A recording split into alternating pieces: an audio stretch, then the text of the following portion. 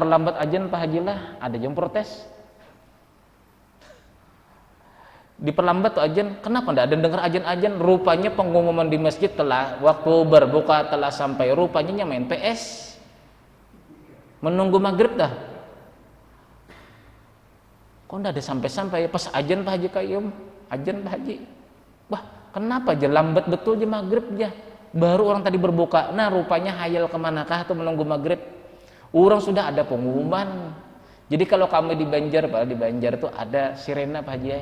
Jadi bila waktu berbuka tuh dibunyikan sirena tadi. Nah, jadi si kaum tadi minum, makan dulu. Sirenanya tadi sekitar 2 menit. Jadi panjang jauh sampai ke sana. Jadi selesai kaum tadi tuh makan minum lah, baru ajan. Sirena apa itu lah? Lain sirena ambulan Pak, jangan. Jangan sirena ambulan lain. Bunyinya panjang. Apa tuh? Ada ke Pak Haji itu Pak Haji? Nah, ada ya Pak Haji. Nah, itu yang kalau di Banjarmasin lah. Di sini belum pernah saya dengar tuh lah. Di radio kah atau biasanya Pak Haji lah? Jelah. Nah, mirip-mirip begitulah sedikit. Jadi itu 2 menit Pak, 2 menit. Jadi sempat kaum tadi makan, minum nih lah. Karena yang Abdul itu kata Rasulullah, wal fitru, bermula berbuka puasa. Nah, berbuka puasa ini yang disunahkan Rasulullah apa? 3 biji kurma. 3 biji. Nah, itu yang sunahnya. Wal fitru, bermula berbuka puasa kata Rasulullah qabla sholati, sebelum sholat apa jua pun. Afdalu, lebih afdal. Li fi'lihi sallallahu alaihi wasallam, karena pernah dikerjakan oleh Rasulullah sallallahu alaihi wasallam. Wa kaunuhu witran, dan berbukanya 3 biji atau ganjil. Li khabari Anas, karena ada kabar Anas bin Malik, karena Rasulullah sallallahu alaihi wasallam yuftiru ala rutubatin qabla ayyusalliya. Nabi sallallahu alaihi wasallam, kata Anas bin Malik, senantiasa berbuka puasa dengan kurma yang basah-basah. Kurmanya itu bukan 1, bukan 2, 3, terkadang 5. Qabla ayyusalliya, sebelum Nabi melaksanakan sholat maghrib. Fa illam takun rutubatin patamaratun, maka apabila tidak ada kurma yang basah, kurma yang kering. Bila tidak ada air yang manis-manis. Nah, contohnya buah adalah buah semangka.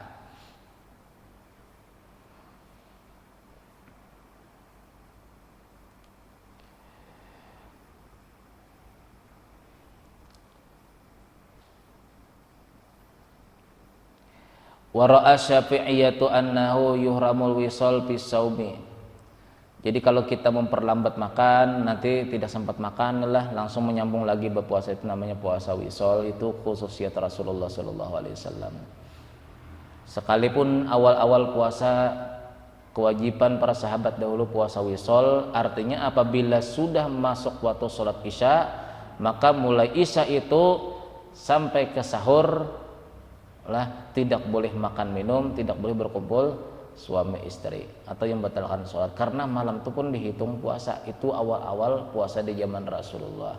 Cuma karena sahabat, bahkan Sayyidina Umar sendiri pun tidak tahan, lalu turunlah ayat uhillal lakum lailatas syiyami rafatsu ila nisaikum hunna libasul lakum wa antum libasul lahun. Puasa wisol itulah. Kalau orang Jawa apa tuh? Pati geni apa tuh? Pati geni gitu lah. Semalaman itu Pak, ndak boleh tidur juga, ndak boleh anu.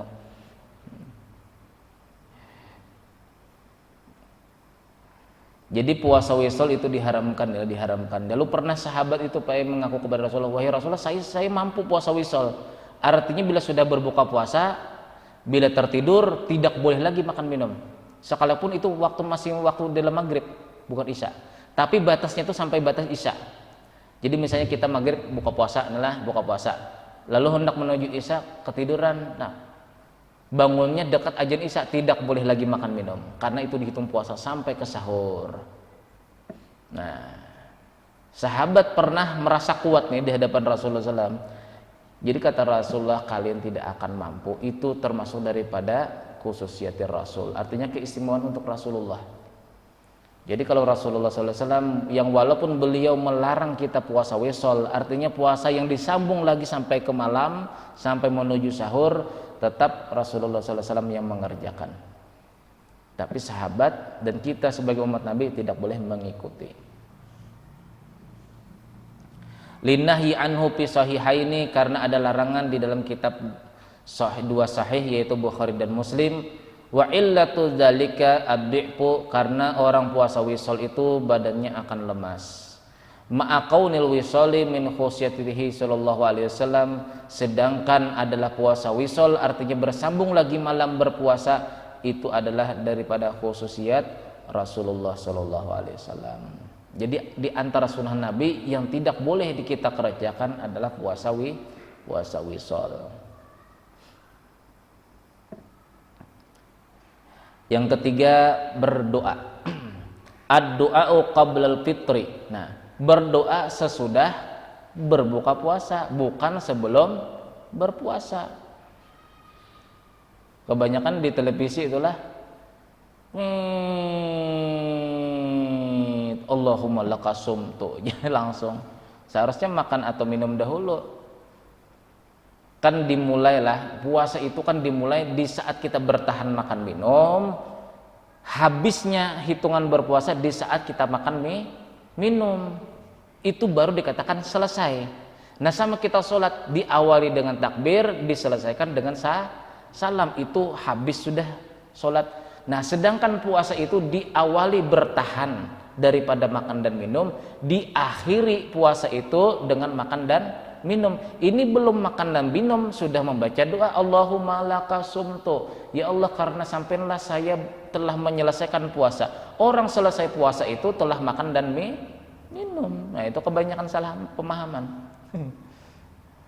Jadi bacaannya apa dulu? Memang sebelum makan dan minum Allahumma barik lana ya Allah fi ma razaqtana wa qina adzabannar, baru makan minum. Nah setelah kita makan dan minum baru Allahumma lakasumtu wa bika amantu wa ala rizkika aftartu wa alaika tawakkaltu zahabaz zam'u, hilang dahaga, wa batalil uruq,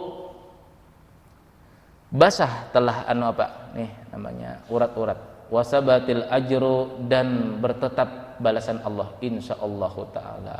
Nah, sedangkan segi makna aja sudah beda nih lah, sudah beda.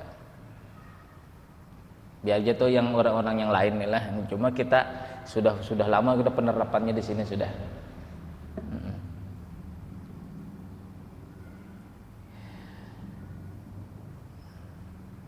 Jadi baca doa apa? Doa qabl fitri bil ma'suri, berdoa sesudah makan dan minum, bil ma'suri, dengan doa yang telah diriwayatkan Rasulullah SAW. Tapi doa makan tetap dibaca, jangan tidak dibaca. Wasaniyatud du'ai, keistimewaan doa. Li'anna lisoimi dakwatan la turaddu, sesungguhnya orang yang berpuasa itu dakwatan la turaddu, dia memiliki keistimewaan doa yang tidak akan ditolak Allah Subhanahu wa taala. Li shaimi inda fitrihi dakwatun la turaddu. Nah, itu yang bagusnya inilah. Ini kalau kita mengikuti sunnah Rasulullah SAW. Ada hadis Rasulullah SAW, li shaimi, bagi orang yang berpuasa. Puasanya puasa sunat kah? Puasa wajib kah? Inda fitrihi, pada ketika dia itu berbuka. Berarti apa? Belum berbuka lah. Ketika. Ini bahasa Indonesia adalah inda fitrihi, ketika berbuka. Belum berbuka. Apa di situ kata Rasul keistimewaan? Da'watun la turaddu, doa-doa yang tidak akan ditolak Allah. Makanya sebelum kita berbuka puasa kan ada yang bacanya di samping sini, no. Apa? Nih, lupa aja. Asyhadu an la ilaha illallah, astaghfirullah. Jadi kalau itu dibilangkan bid'ah, sampean telah menyalahi daripada sunnah Rasulullah sallallahu alaihi wasallam. Karena mana yang kita baca di situ doa semua. Jadi orang yang hendak berbuka itu disunahkan Rasulullah SAW untuk banyak-banyak berdoa. Ini banyak ngobrol, misalnya itulah di depan televisi, nunggu azan maghrib aja. Wah, nonton televisi dahulunya. Jadi bagi orang-orang yang banyak tidak makbul doanya, di saat bulan puasa hendak berbuka puasa banyak-banyak berdoa. Ini ndak banyak kesibukan dunia lagi. Nah, asyhadu an la ilaha illallah, astaghfirullah, as'alukal jannata wa na'udzubika min sakhatika wan nar.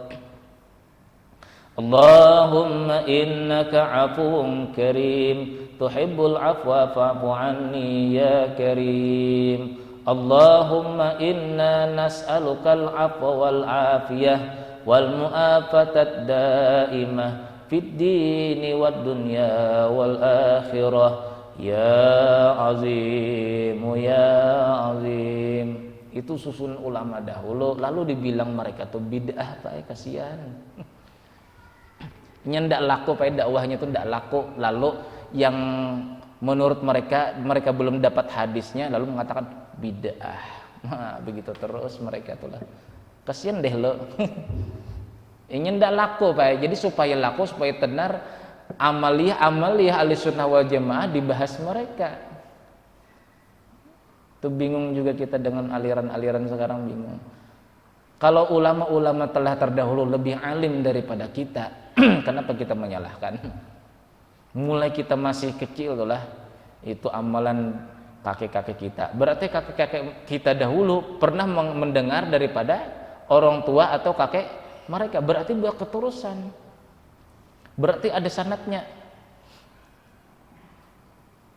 Masuk yang golongan yang aneh-aneh tadi di Indonesia.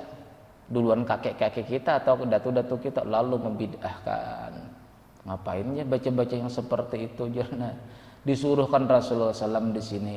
Lisoimi inda fitrihi dakwatun la turaddu, bagi orang yang berpuasa, baik puasa wajib, puasa sunat, inda fitrihi pada ketika hendak berbuka, dakwatun la turaddu, doa-doa yang tidak akan ditolak Allah Subhanahu wa taala.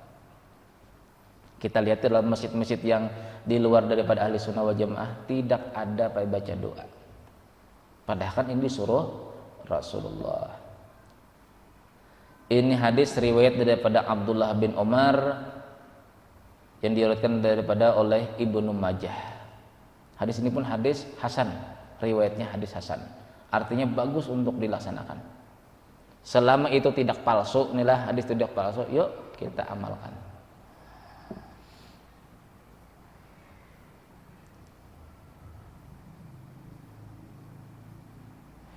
Yang keempat, taftiru shaimina walau ala tamaratin aw syurbati ma'in aw ghairihima. Membukakan orang yang sedang berpuasa walau ala tamaratin, sekalipun satu biji kurma, aw syurbatin ma'in, atau satu minuman air. Syurbati ma'in, sekali minum. Nah, satu kali minum. Ya anggap aja seteguk lah. Au ghairihima wal akmalu ayyushabi'ahum, yang paling abdol itu adalah sampai mereka kenyang. Cuma kalau kekenyangan kita ini masalah lagi nih lah. Ada yang pada waktu takbir aja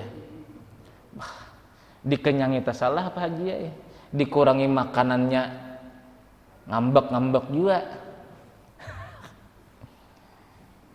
Jadi kita ini menghadapi manusia ini banyak pola pikirnya, banyak pola perutnya. Nah, jadi bukan sekadar pola pikir yang berbeda, pola perut pun beda-beda. Ada yang sangat sampai kekenyang dulu baru dia khusyuk sholat. Ada yang terlalu kenyang tidak khusyuk sholatnya.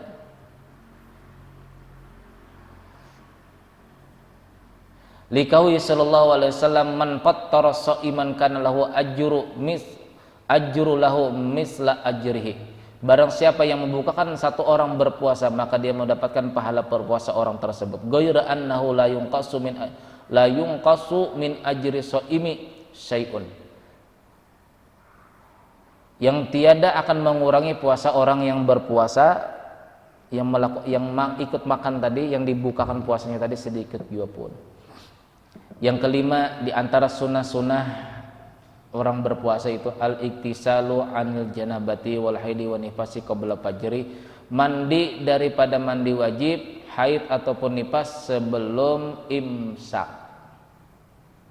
Terkadang pada waktu azan subuh hendak berangkat ke masjid baru mandi haid, baru mandi nifas, baru mandi junub. Itu termasuk makruh, adalah makruh. Karena kita ini wajib kan membersihkan rongga-rongga yang terbuka. Nah, lubang telinga wajib dibersihkan, lubang hidung wajib dibersihkan. Jadi berapa batasnya lah? Seberapa rongga itu dikatakan tidak membatalkan atau membatalkan? Itu tergantung daripada pandangan mata kita. Jadi kalau kita membuka mulut, bercermin membuka mulut, sebatas apa sampean bisa melihat paling akhir pandangan sampean, sebatas itu pula, itu namanya rongga terbuka, itu tidak batal. Tapi bila melewati daripada batas pandangan kita, kan ada itu nah, kalau bahasa Banjarnya butuh rakungan. Ngeri juga bahasa Banjarnya lah, kan ada yang di tenggorokan di dalam itu kan ada yang begini nah.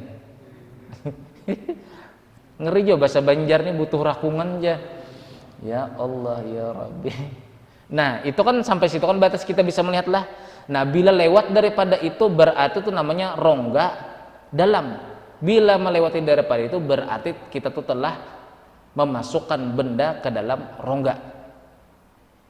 Nah telinga begitu pula, kalau kita bercermin begini inilah, sebatas apa mata kita melihat, sebatas itu pula masih hukum rongga luar.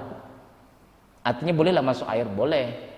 Nah hidung begitu pula, bila kita bercermin begini, nah sebatas apa kita bisa melihat yang di hidung nih, nah di dalam hidung sini sebatas mana, maksudnya sampai sini. Nah bila lewat daripada sini air masuk, berarti batal. Lubang dubur juga sampai batas-batasnya aja, nggak usah dilihat-lihat, lubang dubur tuh. Kan orang mandi wajib itu kan wajib membersihkan semua lubang, nih lah, semua lubang. Cuma batas kewajibannya sampai di mana? Sebatas mata kita memandang lubang-lubang tersebut. Lubang hidung sebatas mana kita bisa memandang? Oh sampai di atas sini aja. Berarti lewat daripada sini ke atas sini sedikit, batal. Itu sama masukkan benda ke rongga. Jadi kalau rongga luar boleh, tapi apabila sudah rongga ke dalam itu batal. Ya, cuma yang paling yang paling sulit itu adalah di saat seseorang itu berdarah gusiknya atau giginya. Nah, sedangkan kita tahu dalam hukum fikih darah itu hukumnya najis, yalah kita sudah najis. Berarti itu ada kewajiban membersihkan najis tadi di rongga luar. Jadi kalau dalam kitab Majmu itu batasnya sampai di mana kita membersihkan? Batas huruf kha. Nah, tenggorokan sini Pak. Tapi bila lewat ke sini batal lagi. Jadi kita berkumur-kumur adalah bagi orang yang berdarah gusiknya adalah kewajiban yang pertama, dia wajib mengetahui sebatas apa air itu boleh masuk. Terkadang orang sekadar berkumur-kumur tidak sampai kepada yang butuh rakungan tadilah bahasanya adalah. Ini harus bersih semua Pak. Rongga luar itu wajib bersih semua. Kebanyakan kita di sini berdarah nih lah, di sini misalnya berdarah, kita kumur-kumur di depan sini aja berkumur-kumurnya. Nah, sedangkan air itu selalu mengalir ke dalam ke sela-sela yang lain. Lalu kita itu namanya membawa najis. Lalu di saat kita membawa najis, kita di saat puasa itu tadi menelan air liur. Lalu liur tadi itu tercampur dengan darah. Sama dengan halnya kita meminum darah, maka batallah puasanya. Nah, itu yang banyak masalah. Jadi caranya bagaimana? Sampean kumur masukkan dulu air ke mulut, kumur angkat begini sampai ke sini Pak. Batas huruf kha kata Imam Nawawi, sampai batas huruf kha sampai berbunyi. Nah, itu huruf kha sudah muntahkan, itu kewajiban pertama. Nah, baru yang sunatnya berkumur-kumur, yang kedua yang sunatnya. Nah, kita bila sudah gigi berdarah di sini, kumur-kumurnya biasa sudah. Padahal darah tadi dicampur air tadi mengalir. Lalu kita membawa air darah. Kalau air liur 2 gelas ke 3 gelas lah jumlah air liur kita minum tidak masalah, karena berasal dari dalam sini air liur. Nah, sedangkan darah itu berasal daripada muka sini. Jadi kalau kita berkumur-kumur sekadar di depan sini tidak sampai huruf kha di sini, berarti najis tadi sudah masih tertinggal lagi di langit-langit, tertinggal air darah. Nah, di ujung gigi kita ada air darah. Lalu air darah ini bercampur dengan liur, lalu kita telan, sama halnya kita meminum air darah. Lalu batal. Bagaimana Pak Ustadz yang tidak tahu dulu? Itu selama kita masih mau menuntut ilmu agama Pak, dosa-dosa kesalahan kita yang jahiliyah itu diampuni Allah. Itu istimewanya orang yang senang duduk di majelis ta'lim, sekalipun tidak paham, dosa-dosa jahiliyahnya dahulu itu dimaafkan Allah. Nah, jadi kita yang dahulunya seperti itu, saya pun begitu juga dulu. Bila gigi berdarah itu kumur-kumur di depan sini tidak sampai begitu, karena tidak tahu hukumnya. Itu dimaafkan Allah selama kita masih mau menuntut ilmu agama. Yang ke-6, ke-7, 8 dan 9, 10, 11 insyaallah minggu yang akan datang kita sambung. Mudah-mudahan ada manfaatnya, mudah-mudahan Allah Subhanahu wa taala mengampuni segala dosa zahir dan batin kita. Mudah-mudahan dengan berkah kita menuntut ilmu agama, Allah Subhanahu wa taala mewafatkan kita husnul khotimah, diberikan syafaat oleh Rasulullah sallallahu alaihi wasallam. Al-Fatihah. Ar-Rahmanir-Rahim.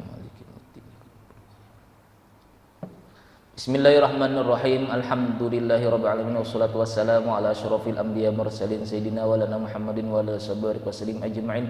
Allahumma ighfir lana ma akhtana wa ma ta'ammadna wa ma asrarna wa ma alanna wa ma anta arbihim minna antal muqaddim wa muakhir la ilaha illa rabbana atina fid dunya hasanah wa fil akhirati hasanah wa qina adzabannar wa sallallahu sayyidina Muhammadin rabbil alamin. Subhanakallahumma wa bihamdika asyhadu an la ilaha illa anta astaghfiruka wa atubu ilaik. Assalamualaikum warahmatullahi wabarakatuh.